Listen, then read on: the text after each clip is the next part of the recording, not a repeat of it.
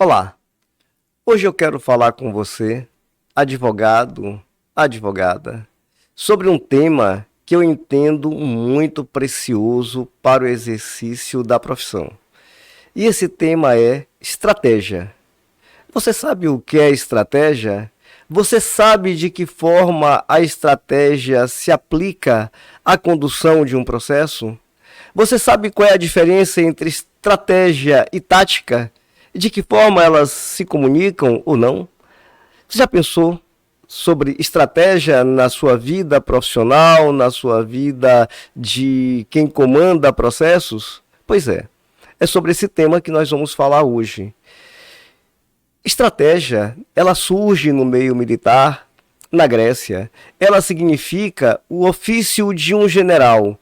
E um general, no exercício do seu ofício de comandar pessoas e definir quais ações elas desenvolveriam para atingir um resultado específico.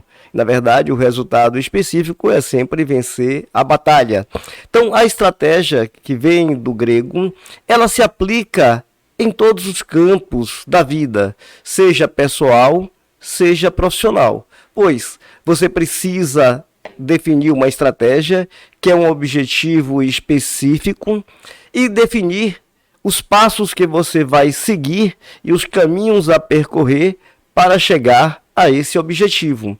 Então, a estratégia pode ser do campo pessoal, que é a sua condução de vida, ou ela pode se aplicar a quem comanda pessoas, a quem comanda empresas.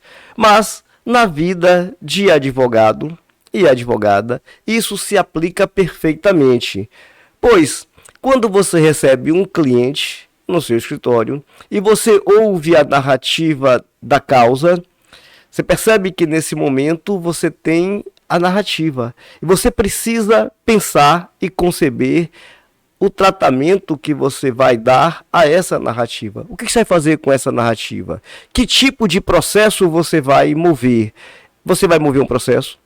Você vai, antes de mover o processo, chamar a parte contrária para tentar uma composição, tentar fazer um acordo extra-processo? Ou é o caso de realmente partir para um litígio? Então você percebe que você começa a definir caminhos a ser seguido após a narrativa do seu cliente. Definido que o caminho é de um litígio, você vai mover um processo, você precisa definir que tipo de ação será. Uma ação ordinária é uma ação cautelar antecedente à sua ação principal. Então, você percebe que os caminhos começam a se abrir. Você precisa pensar de forma estratégica no melhor caminho a percorrer. Qual é a melhor estratégia? Porque, óbvio, apesar de a advocacia ser uma atividade de meio, mas quando nós abraçamos uma causa, o que nós desejamos de verdade é vencer. Nosso objetivo é entregar ao cliente aquilo que ele deseja, o resultado útil que ele almeja. Então, claro que todo desejo de advogado é vencer uma causa. Trabalhamos para isso e usamos as melhores técnicas do direito. E usamos também de muita estratégia.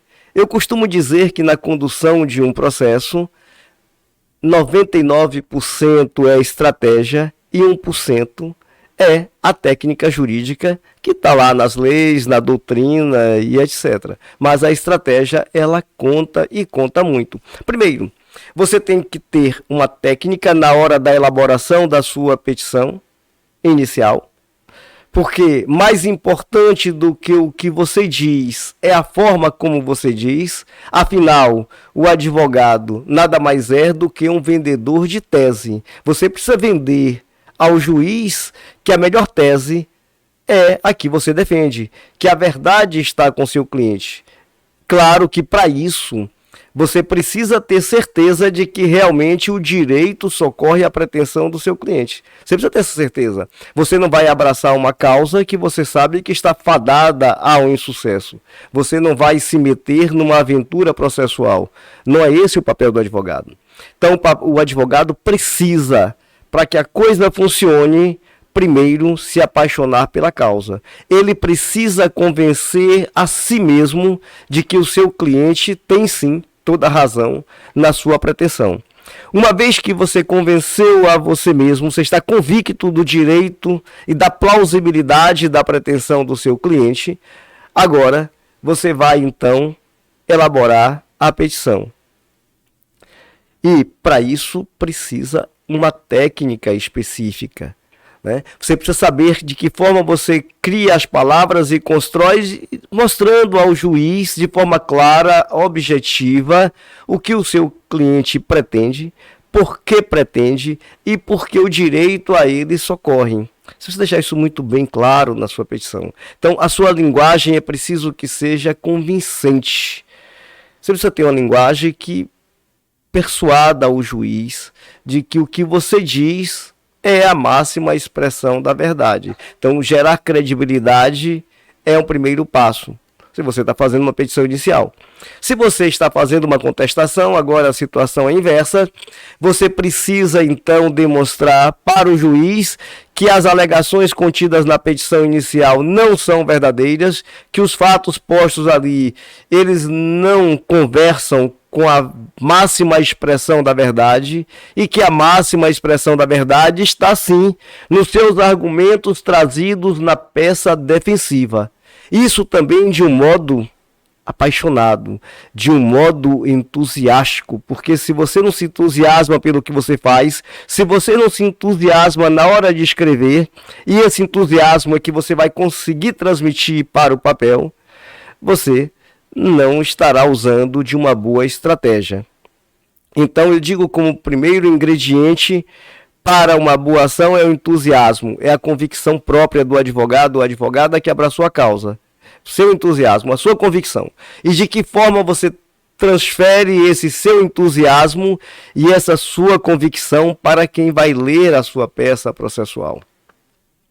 E sabemos todos que, além daquilo que está escrito, no direito, a arte da oratória, ela se manifesta, porque você vai ter momento em que você vai poder se expressar perante o juiz, na chamada audiência de instrução e julgamento. E ali, o advogado e a advogada, ele tem um papel fundamental e preponderante. Você tem que ter também uma estratégia para a condução da audiência. Qual é a melhor estratégia? Porque quem vai julgar a causa é o juiz, você coloca os fatos que são postos para você pelo seu cliente, então você coloca a versão do seu cliente no papel. O advogado ex-adverso ou advogada vai colocar também no papel a versão do cliente, dele ou dela. Então percebe que o juiz tem a tese e a antítese. E ele vai, com base na tese e antítese, formar a convicção dele. Ele precisa formar a convicção. Ora, você advogado e você advogada tem um papel fundamental na formação do convencimento do magistrado. Por quê? Você tem que levar para os autos as provas, você tem as provas pré-constituídas, as provas documentais, que você já leva ao processo com a petição inicial ou com a contestação, mas você tem também a prova oral, que é apresentada em mesa de audiência. Você tem a prova pericial, que é produzida no curso do processo. Então, você definir a forma de apresentação das provas, a forma de colheita de depoimentos, também é muito importante, é uma estratégia importante. Isso é fundamental. E eu falar em estratégia, vou dizer aqui para você o seguinte: na hora de que você vai ouvir o depoimento da parte contrária, qual é o objetivo em tomar o depoimento da parte contrária?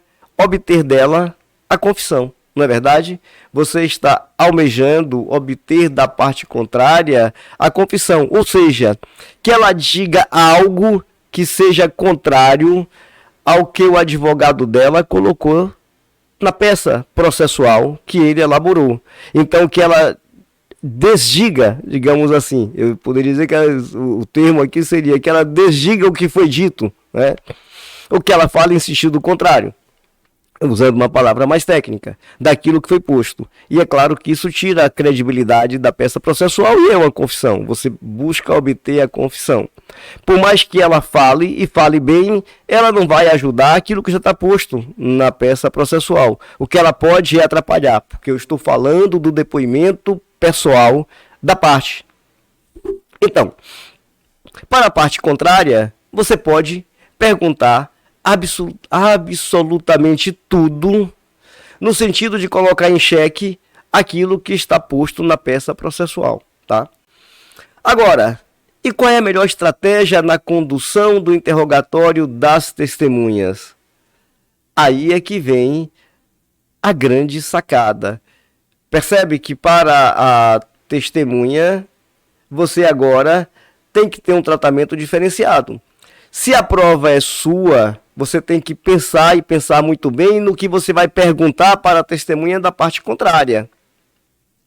Porque, possivelmente, quando você tem prova a ser produzida oralmente, a prova é sua, você certamente tem testemunhas aptas e capazes a dizer aquilo que você pretende provar com testemunha. Então, aí, se a testemunha da parte contrária está sendo ouvida, você tem que ter agora ciência muito clara daquilo que você deve perguntar para ela ou não. Para quê? Para que depois você não coloque sua testemunha em xeque, para que você não tenha uma versão contrária àquilo que você pretende provar. Então, essa construção do depoimento da testemunha é muito importante. Se inscreva no canal, ative as notificações para acompanhar quando a parte 2 for ao ar. Tenha certeza que vai ser muito útil. Nós vamos falar sobre técnica de condução de depoimento pessoal e de inquirição de testemunhas. Vamos trazer a prática do dia a dia. De que forma você define o que perguntar para as suas testemunhas? De forma você define o que perguntar para as testemunhas da parte contrária. E como você conduz o depoimento pessoal da parte ex-adversa. Até lá!